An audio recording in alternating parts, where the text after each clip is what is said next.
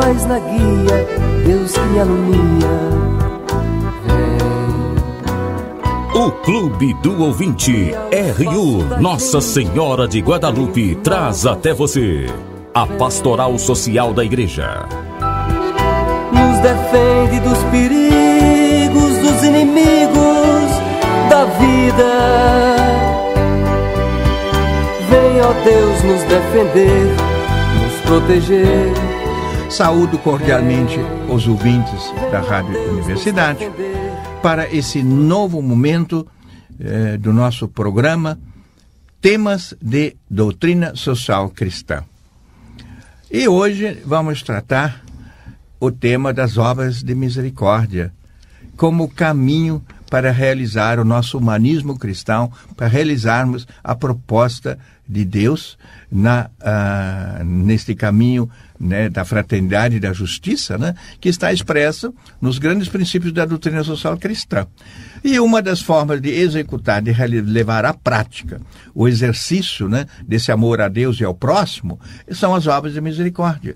Neste ano de jubileu da misericórdia 2017, o Papa Francisco voltou a insistir muito na importância de nós não só conhecermos essas obras, mas exercitarmos, aplicarmos, realizarmos essas obras na vida cotidiana, de atendermos as pessoas. Então nós vamos hoje refletir um pouquinho sobre essas obras de misericórdia, porque elas são um caminho de realização da fraternidade, do amor ao próximo, né, que são, na última análise, expressões do amor de Deus. Então, as obras de misericórdia são as ações caridosas pelas quais vamos em ajuda do nosso próximo. Ações de solidariedade, eu diria, porque caridosa significa que a gente tem amor de Deus no coração. Mas como que a gente faz? Através dessa solidariedade, né? Ajudar o próximo nas suas necessidades corporais e espirituais. Instruir, aconselhar, consolar, confortar, são obras de misericórdia espirituais. Mas como perdoar e suportar com paciência. Mas as obras de misericórdia corporais também são importantes. Elas consistem, nomeadamente, em dar de comer a quem tem fome, albergar quem não tem teto, vestir os nus, visitar os doentes e presos, sepultar os mortos. Entre estes gestos, a esmola dada ao pobre é uma das principais, um dos principais testemunhos da caridade fraterna e também uma prática de justiça que agrada a Deus, diz o Catecismo da Igreja Católica. Quando nós falamos de esmola, muita gente diz assim, mas eu não vou ficar dando esmola. Esmola aqui é uma palavra muito ampla. Ela significa que eu estou me dispondo a colaborar com o outro, a ajudá-lo naquilo que ele precisa. Às vezes não é um dinheiro, não. E para certas pessoas nem deve dar dinheiro. Mas, primeiro, as necessidades urgentes. Quem está passando fome, você tem que dar um jeito. Por exemplo, as cestas básicas são uma emergência, que você precisa realmente conceder isso. Mas tem muitas outras necessidades, né? Outras formas de você doar ao próximo o seu tempo, sua atenção, ajudá-lo a ele conseguir, né, por exemplo, um emprego, ou conseguir um lugar onde ele possa gerar renda, né, e trabalho. Então, essas coisas vão muito além, né, de você simplesmente dar uma esmolinha, porque isso é uma forma muito simplista, às vezes, eu vou dar um dinheirinho para o pobre e ele que suma da minha frente porque eu não gosto dele. Então, nós, pelo contrário, né, verdadeira esmola, no sentido aqui, né, desta ajuda ao próximo, significa olhar qual é a maneira melhor que eu posso ter de ajudar essa pessoa, né, a recuperar a sua dignidade e a ser sujeito da sua vida, do seu processo histórico, né? Então, meu vivo desejo que o povo cristão reflita, né, como dizia o Papa já na época do jubileu, sobre as obras de misericórdia corporal e espiritual.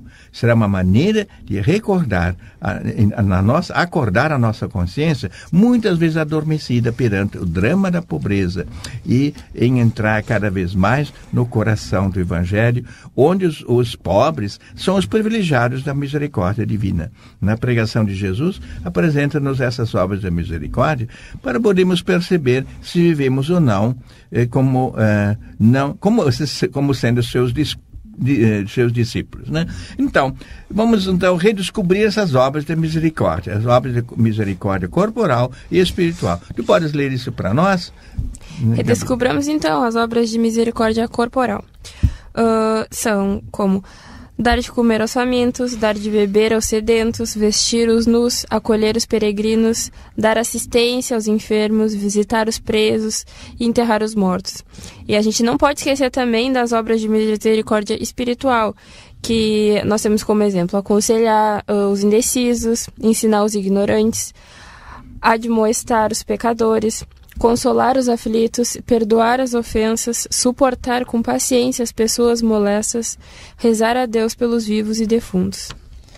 Isso foi um trechinho daquela bula Misericórdia Vultus, Rosto da Misericórdia, do Papa Francisco, pela qual ele convocou já em 2017, né, 16, para o ano 2017, o ano da misericórdia. Não para que foi esse jubileu? Para recordar-nos, né, que a maior característica de Deus para com a humanidade é a misericórdia. Ele tem um coração, né, misericordioso para com a humanidade sofredora, a humanidade, né, que se extraviou. E essa humanidade ele quer recuperar e por isso enviou o seu Filho, né? Então, quais são as obras de misericórdia, né? Então, nós temos aí, já vimos a relação dessas obras de misericórdia, que são 14, né? 7 corporais, 7 espirituais.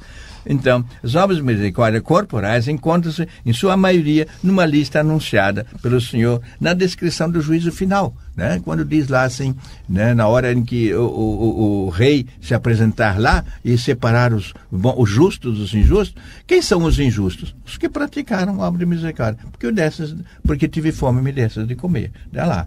Então essas obras estão lá já elencadas naquela grande simbologia, naquele grande discurso, né, que Jesus colocou na boca deste rei, né, que representa, né, o nosso julgamento nosso. Como é que vamos, em que base vamos ser julgados? Né, pelo bem que nós fizemos ao próximo, tanto no corpo como na alma, né? A lista das obras de misericórdia espirituais tirou essa igreja de outros textos que se encontram ao longo da Bíblia e em atitudes e ensinamentos do próprio Cristo, o perdão, a correção fraterna, o consolo e suportar o sofrimento e assim por diante, né? Então, aí temos também uma dimensão importante, que são os efeitos das obras de misericórdia em quem as pratica. Quais são os efeitos da obra de misericórdia em quem os pratica? Você pode nos dar já alguma dica sobre isso, Gabi? Então, o exercício das obras de misericórdia, ele comunica graças a quem as exerce. No Evangelho de São Lucas, Jesus diz: dai e ser-vos-á dado. Então, é a sua doação que vai te trazer alguma coisa em troca, né? Por isso, com as obras de misericórdia, fazemos a vontade de Deus. Damos algo que é nosso aos outros e o Senhor promete que nos dará também a nós aquilo que necessitamos.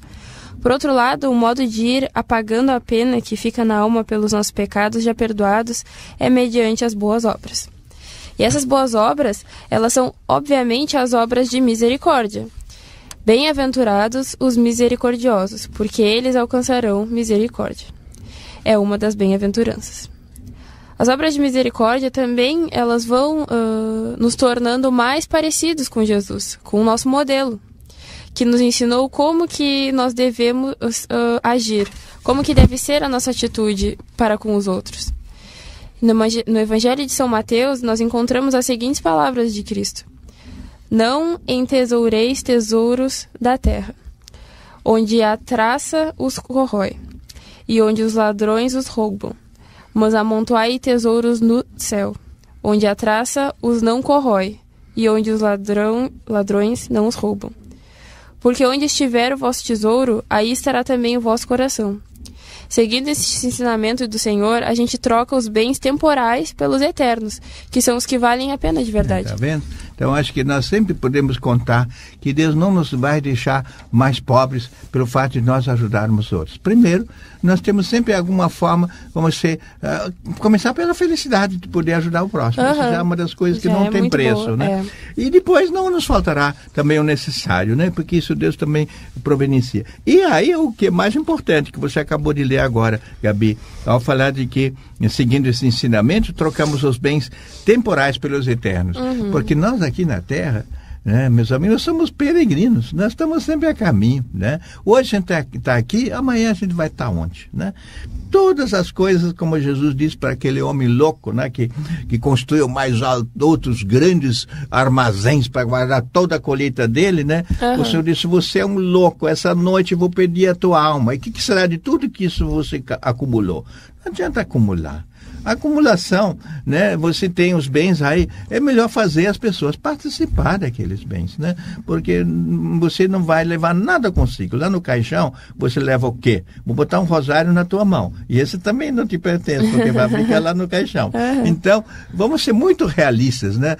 O pessoal não gosta de falar de morte. Sim, Senhor, nós um dia vamos passar todos por aí. E no dia em que Deus nos chamar, nós não vamos... O que a gente leva consigo? São as boas obras. Aquilo bem que fizemos, isso ninguém nos tira. Isso a gente leva consigo, né? E dizem que a gente lá no céu vai encontrar aquelas pessoas que a gente ajudou, eles vão estar tão felizes, algumas já estão lá, estão te esperando, né? Que bom que você chegou também aqui.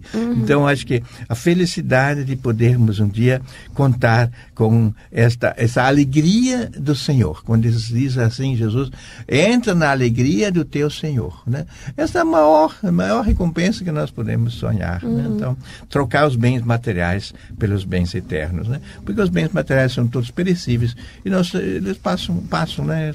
É por pouco tempo, né? Então, aqui nós temos uma breve explicação dessas obras corporais. Então, vamos ver isso também, para nós entendermos um pouquinho mais qual é o sentido dessas obras corporais de misericórdia, né? Então, São Mateus nos apresenta a narração do juízo final, né? Que é essa grande parábola de Jesus, essa é a palavra, uma parábola, versículo no capítulo 25 de São Mateus, 25, 31 a 36. Naquele tempo, Jesus disse aos seus discípulos: quando o Filho do Homem vier na sua glória, acompanhado de todos os seus anjos, há de sentar-se no seu trono de glória. Então, perante ele, vai reunir-se todos os povos, e ele separará as pessoas uma das outras, como o pastor separa as ovelhas dos cabritos. À sua direita porá as ovelhas e à esquerda os cabritos. E o rei então dirá àqueles que estão na sua direita. O que ele vai dizer às pessoas que estão à sua direita? Vinde, benditos de meu Pai, recebei em herança o reino que vos está preparado desde a criação do mundo. Porque tive fome e deste-me de comer, tive sede e deste-me de beber. Era peregrino e recolheste-me. Estava nu e deste-me que vestir. Adoeci e visitaste-me. Estive na prisão e fostes ter comigo. Então os justos vão responder-lhe: Senhor, quando foi que te vimos com fome e te demos de comer? Ou com sede e te demos de beber? Quando te vimos peregrino, te acolhemos? Nu e te vestimos? Quando te vimos doente e na prisão e fomos visitar-te? Então o rei vai dizer-lhes em resposta: em verdade vos digo, sempre que fizeste isto a um destes meus irmãos mais pequeninos, a mim mesmo o fizeste. Então, até aqui nós temos esta parte, né, dessa grande parábola de Jesus, em que Jesus nos diz: cada bem que você faz ao próximo, você é feito como se fosse a Jesus. Então, ele se quer ver reconhecido nessas pessoas, né? Sim. Então, isso é uma das coisas, um dos maiores mistérios. Encarnação do Verbo de Deus, Jesus se fez homem. Ele se fez homem lá no Filho de Maria, Jesus, mas também em todas essas pessoas Jesus quer ser reconhecido. De algum modo, ele também está presente na vida dessas pessoas, sobretudo das pessoas mais pobres, mais excluídas, né? Então, olhando para elas, e nós tendo esse olhar de misericórdia, ajudando as pessoas, tá? de comer quem tem fome, de beber a quem tem sede, né? Isso tudo é já o caminho para realizarmos a bem-aventurança, esse caminho da felicidade. E tem um outro lado, né? Que é nessa parábola, quando Jesus se volta para aqueles que não fizeram nada disso e que vão depois sentir como eles falharam na vida. Em seguida, então, ele dirá aos de esquerda: Afastai-vos de mim, malditos, para o fogo eterno, que está preparado para o diabo e para os seus anjos. Porque tive fome e não me destes de comer, tive sede e não me destes de beber, era peregrino e não me recolhestes, estava nu e não me vestistes, doente e na prisão e não fostes me visitar.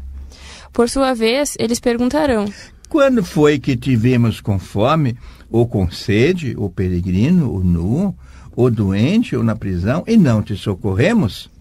Ele então responderá, dizendo: Em verdade vos digo, sempre que deixastes de fazer isto a um destes pequeninos, foi a mim que o deixastes de fazer. Esses irão então ao suplício eterno e os justos para a vida eterna. Então vejam como está aqui nesta parábola grande, e nós esperamos que ninguém vai cair nesse suplício eterno, mas todos encontrem o caminho daquela salvação que Jesus...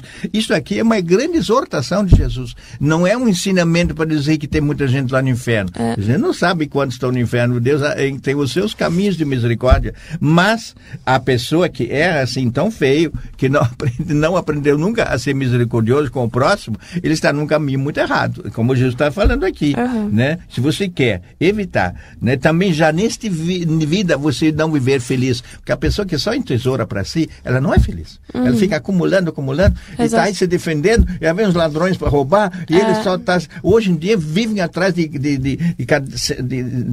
redes eletrificadas e de segurança para todo lado. Que felicidade é essa, né? Se você aprende a partilhar, você não vai precisar nada disso, né? Você tem aquele tanto que você precisa, e se às vezes te roubam alguma coisa também, não vai por isso ser infeliz, mas então o caminho que Jesus aqui indica, de uma maneira muito, muito plástica, né? Nesta comparação tão rica, tão clara, né? Que você tem que aprender. Você quer ser feliz?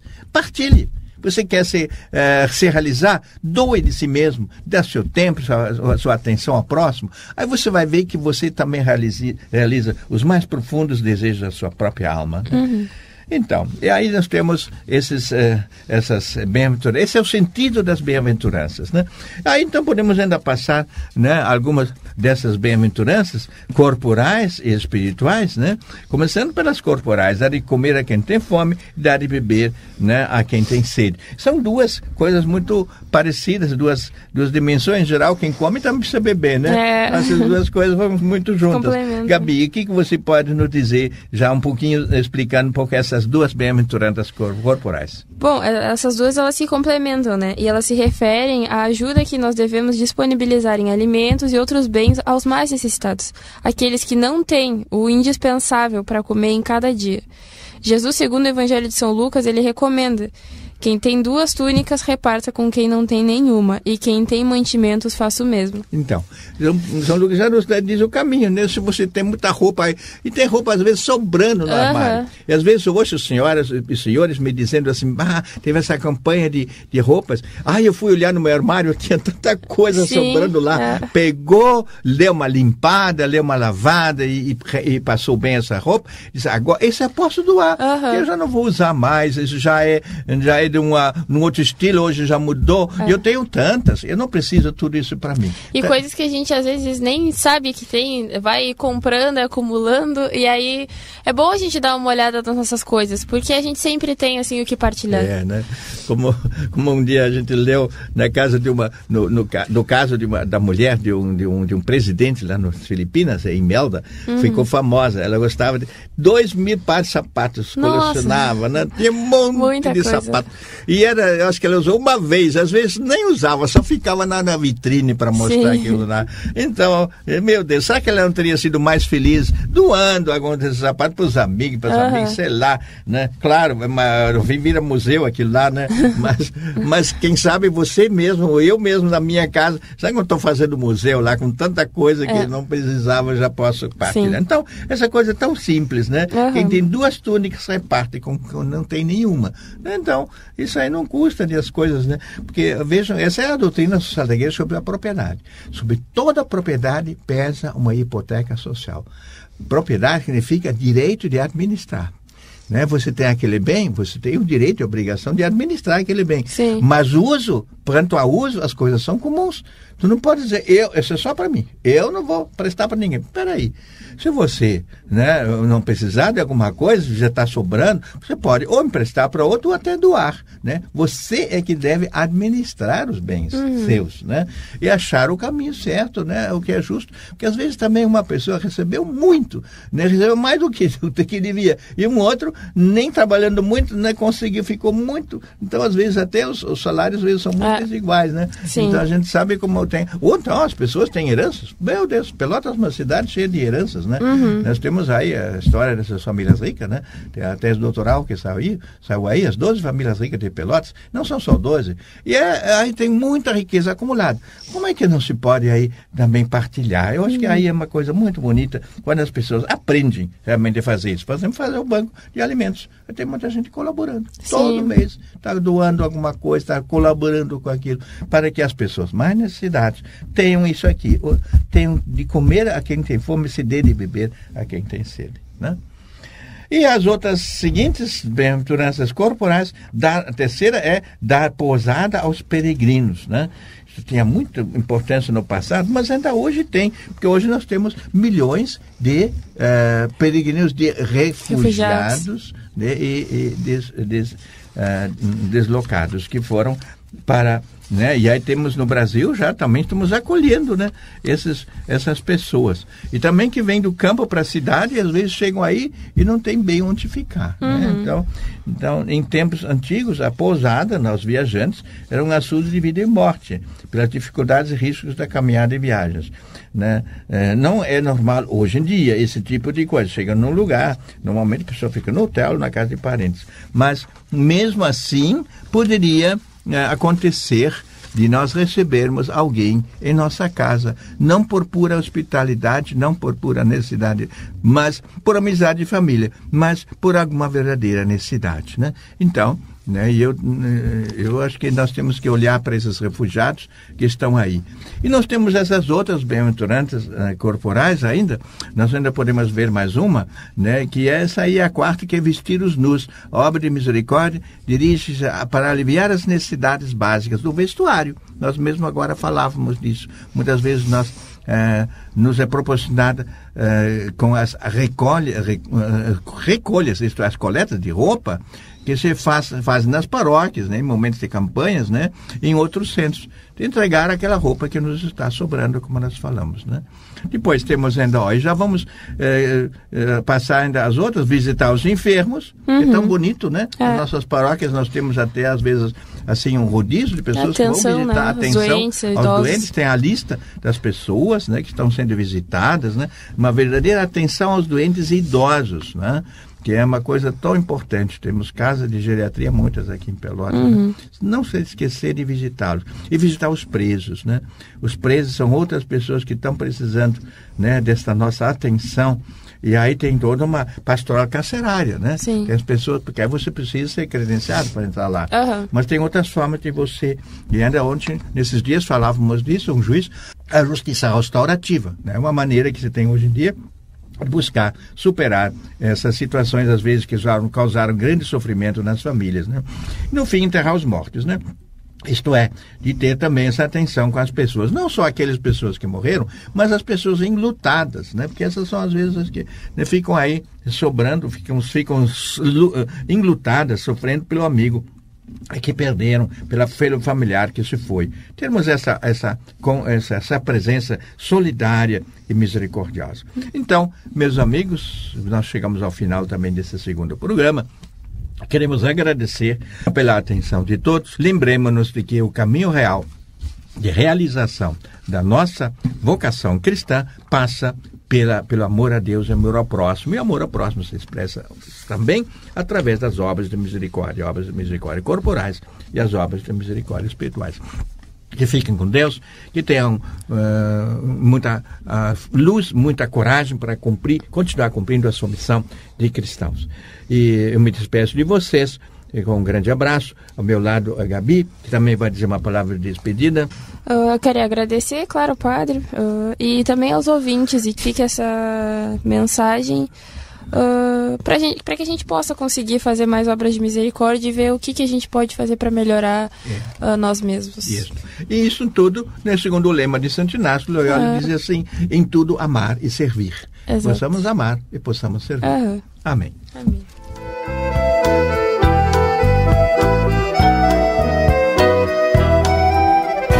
Luz na frente, paz na guia, Deus que me alumia. Seja um missionário da evangelização. Participe do Clube do Ouvinte.